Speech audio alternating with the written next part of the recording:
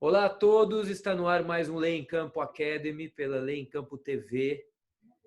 Hoje eu tenho o prazer, como sempre, de estar ao lado do meu amigo Vinícius Moroni e para tratar de um tema que é a sua especialidade.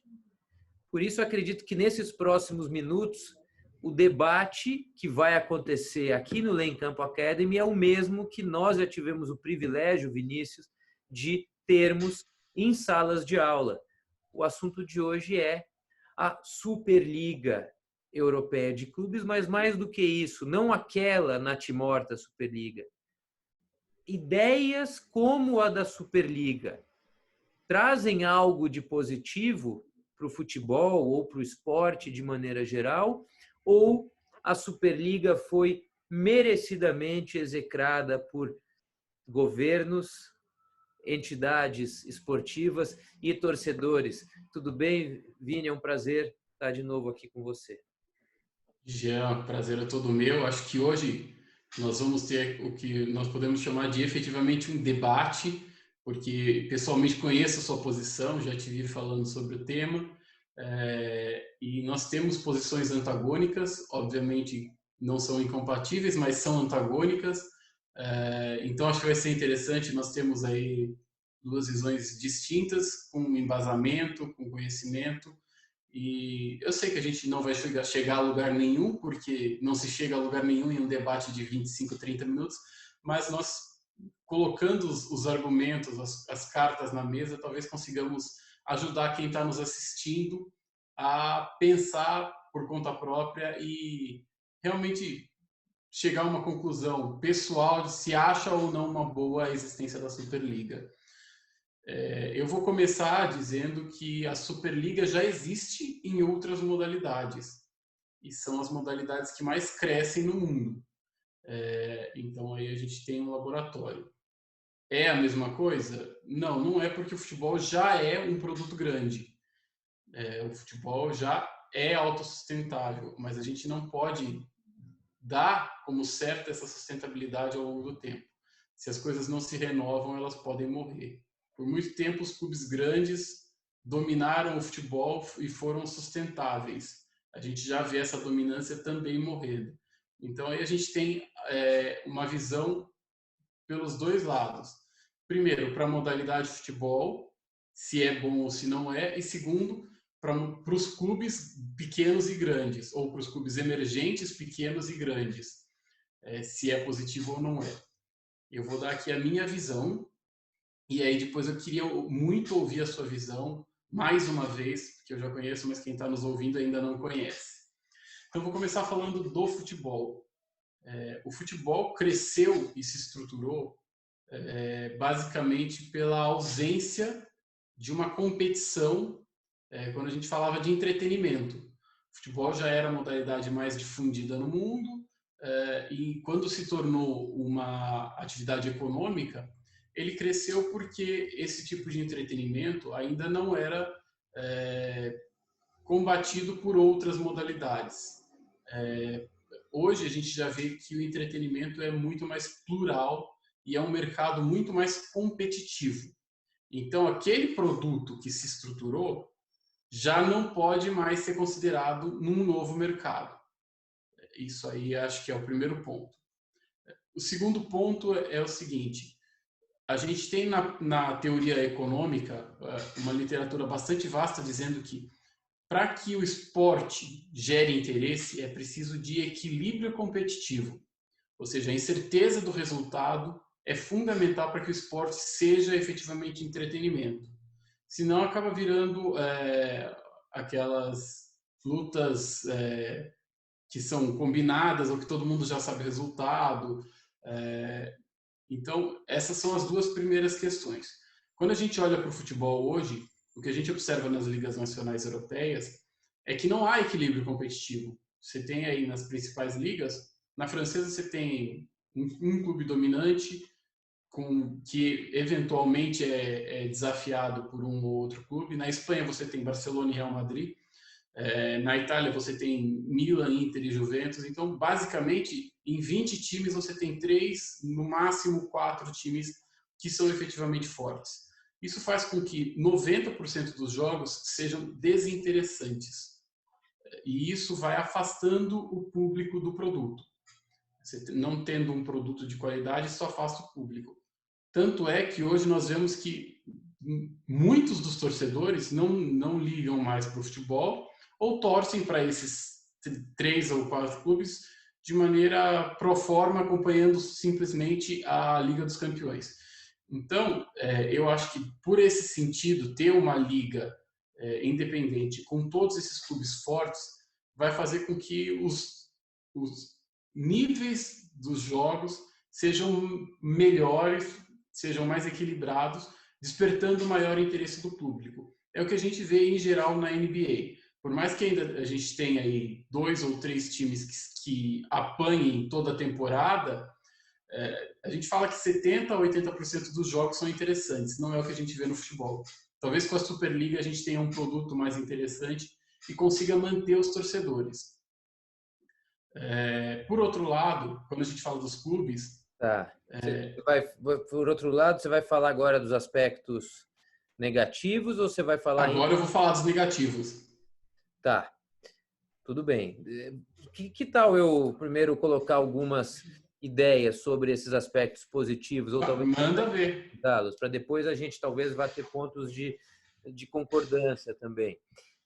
Você fala de qualidade técnica, Vini, e de fato, se você criar uma Superliga em qualquer setor de atividade, se você criar entidades que consigam reunir os melhores do mundo naquelas atividades, você vai ter serviços, produtos de qualidade técnica de excelência.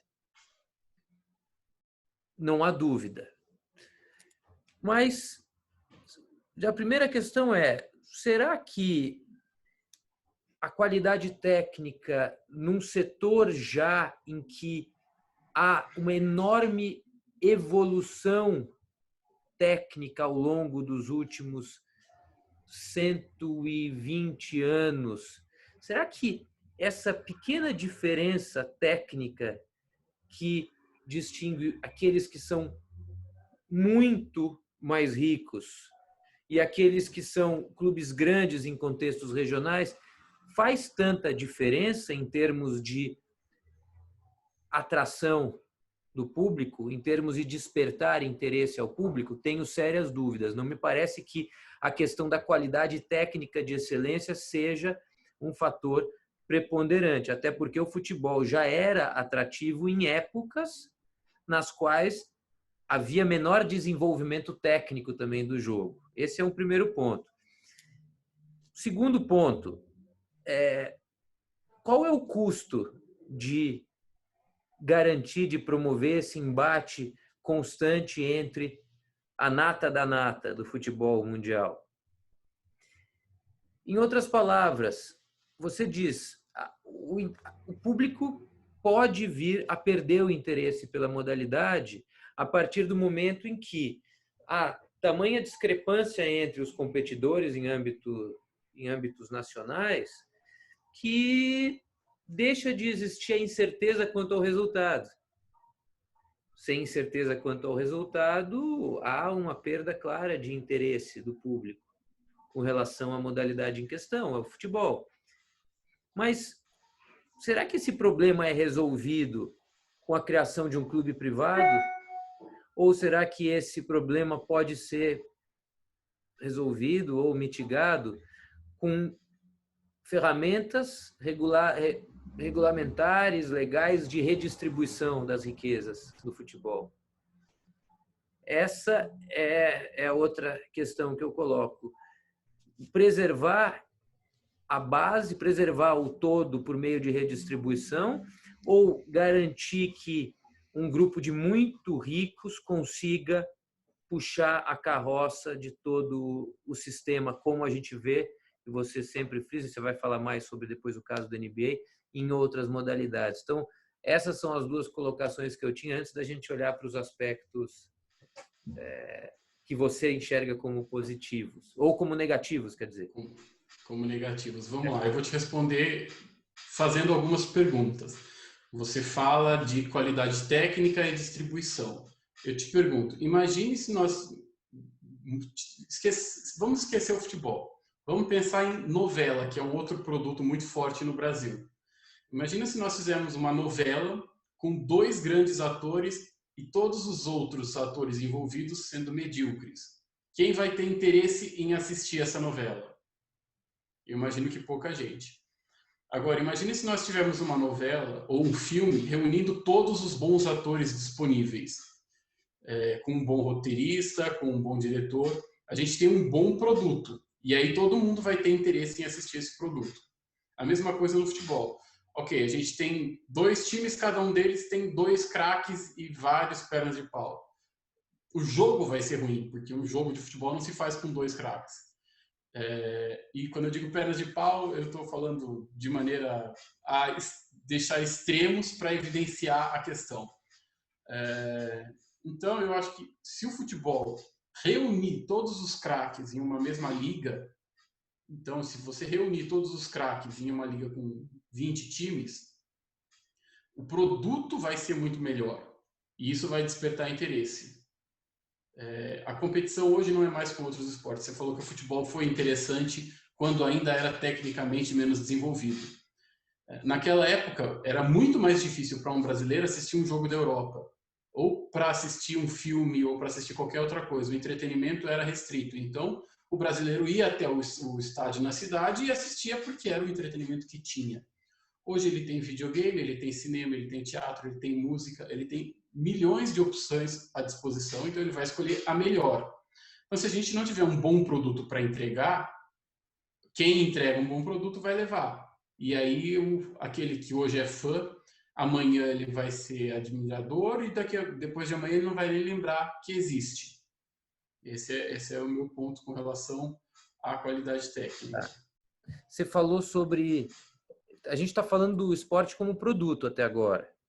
Sim. Ainda que a gente enxergue o esporte e o futebol como produto, eu tenho seríssimas dúvidas quanto ao benefício global dessa nova dinâmica, da criação, da eventual criação de uma nova dinâmica. Porque você deu o exemplo de um filme.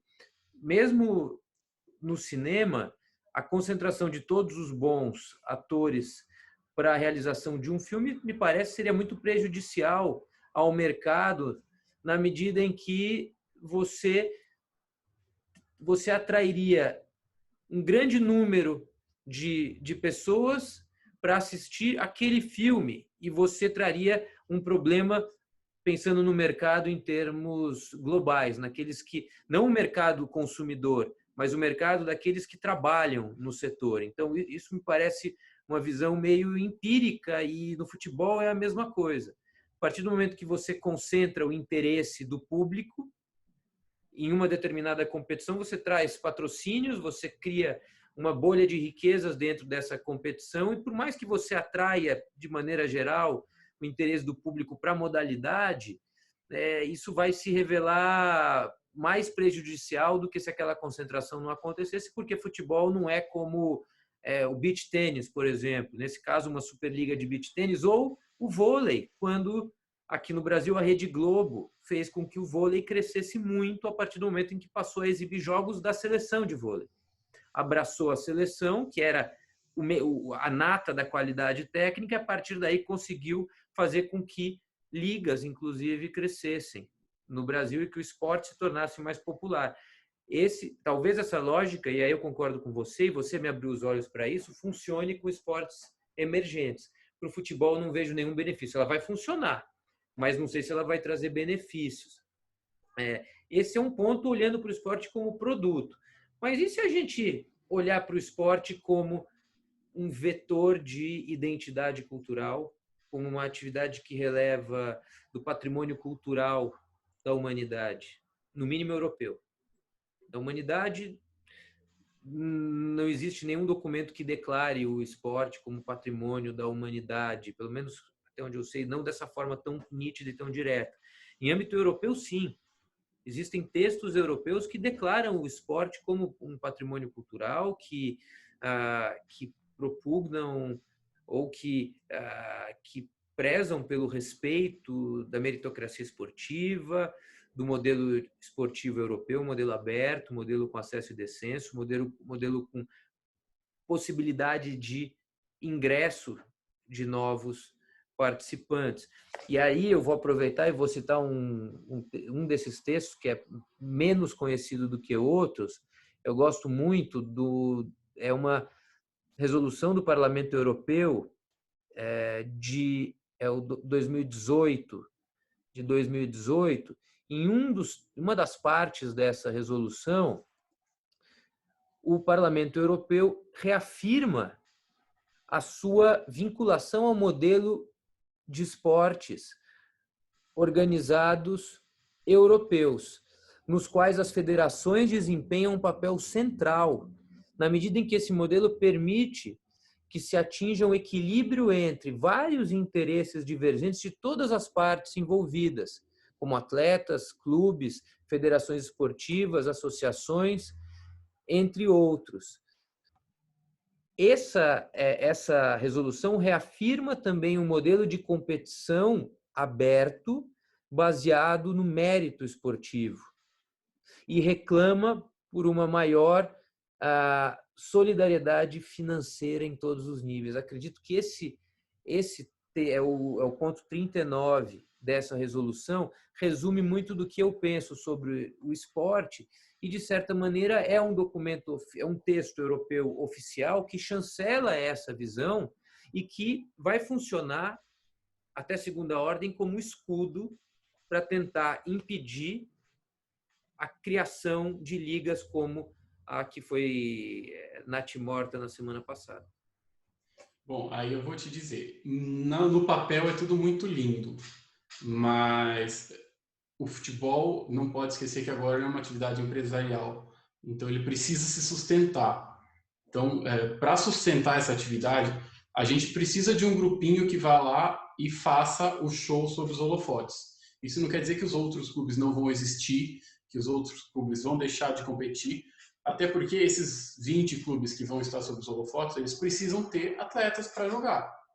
Então, as outras competições vão continuar existindo, vão continuar formando talentos, vão continuar revelando jogadores, e esses jogadores vão ser contratados pelos outros clubes, pelos clubes que disputam essa competição maior. E é por meio disso que o dinheiro vai ser inserido no sistema federativo. Então, é aquilo, você coloca 20 na vitrine para conseguir sustentar toda uma estrutura. Porque se você não tiver essa visão de que você precisa ter um bom produto para vender, você não vai conseguir colocar dinheiro para dentro do sistema. E aí, se o sistema começar a desidratar, e a gente já está vendo que o futebol está perdendo share no mercado de entretenimento, isso vai ser cada vez menos sustentável e o futebol, progressivamente, à medida que os mais velhos, que são fanáticos, forem morrendo ou forem deixando de assistir, você vê que essa nova geração já não tem esse vínculo com o futebol. Então, a gente precisa criar esse vínculo de uma forma mais intensa. Então, é contraditório?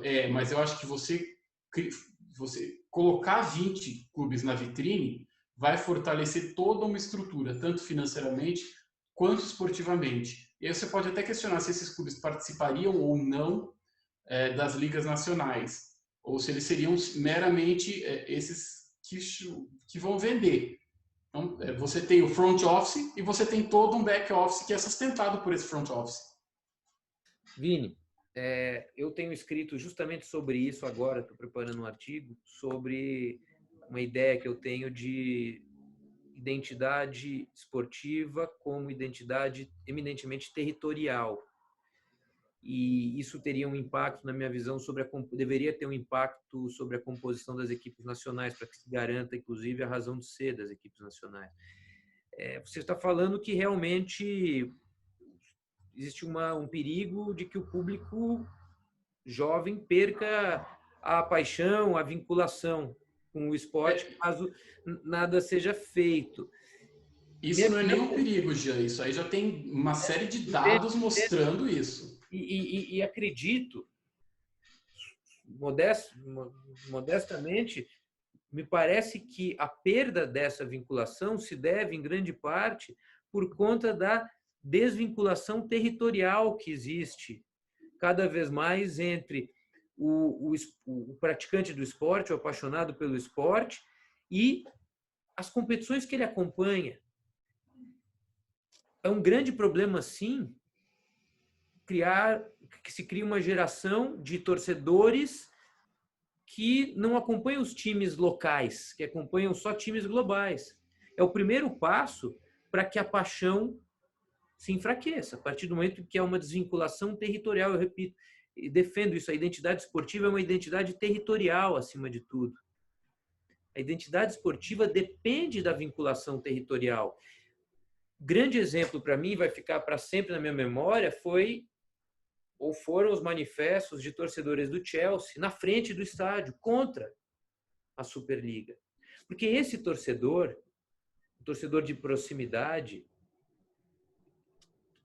próximo das raízes das entidades, dos clubes, não quer a destruição do modelo atual, não quer a desterritorialização do esporte, fazer com que o esporte se torne algo distante, algo elitista, algo... Ele não quer que o Chelsea passe a jogar 3 vezes por ano em casa e passe a fazer o tour do mundo para enfrentar os melhores. Estou dando um exemplo um pouco extremo, mas me parece que isso tem que ser levado em consideração. Será que a perda da paixão não tem a ver também com essa perda, primeiro, da competitividade dentro das ligas locais, não é? O enfraquecimento da grande parte dos clubes do mundo em detrimento do fortalecimento de alguns.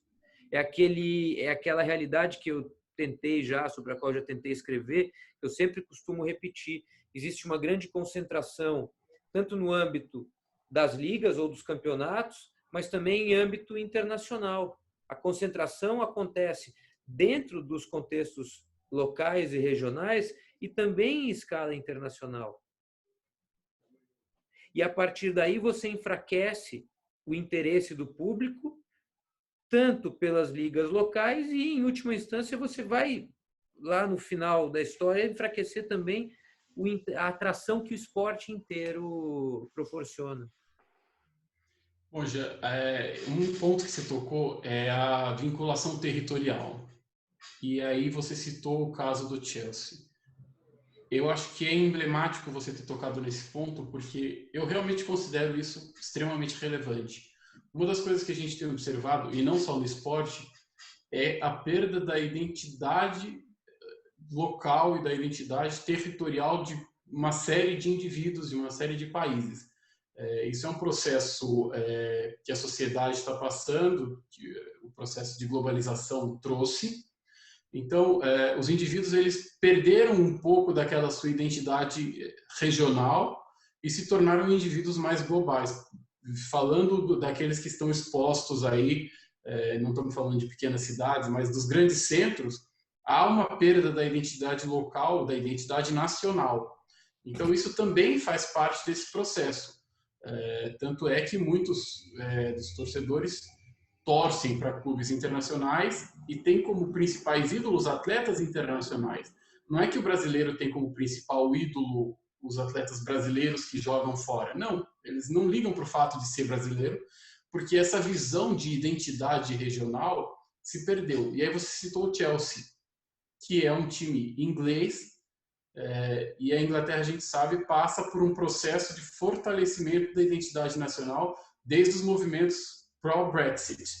Então, a gente vê que os movimentos mais fortes contra a Superliga foram exatamente naquele país que tem um fortalecimento da identidade local.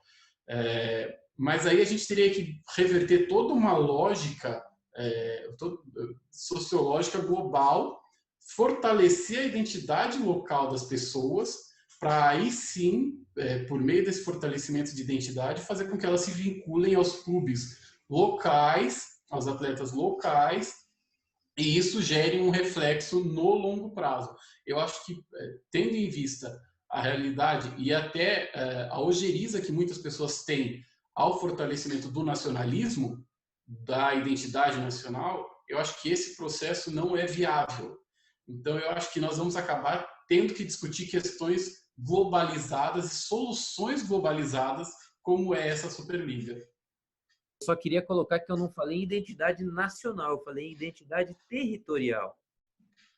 Eu Sim, costumo... mas acaba que as coisas são interdependentes. Se você não tem uma Mas identidade territorial, não, sim, não. é, Inclusive nesse trabalho que eu tenho escrito, eu tento mostrar que em algumas situações a identidade a identidade nacional, ou melhor, o fato de um jogador possuir o passaporte de um estado-nação, o fato do jogador ter nascido naquele território, nem isso é suficiente para fazer com que o público enxergue naquele jogador um dos seus.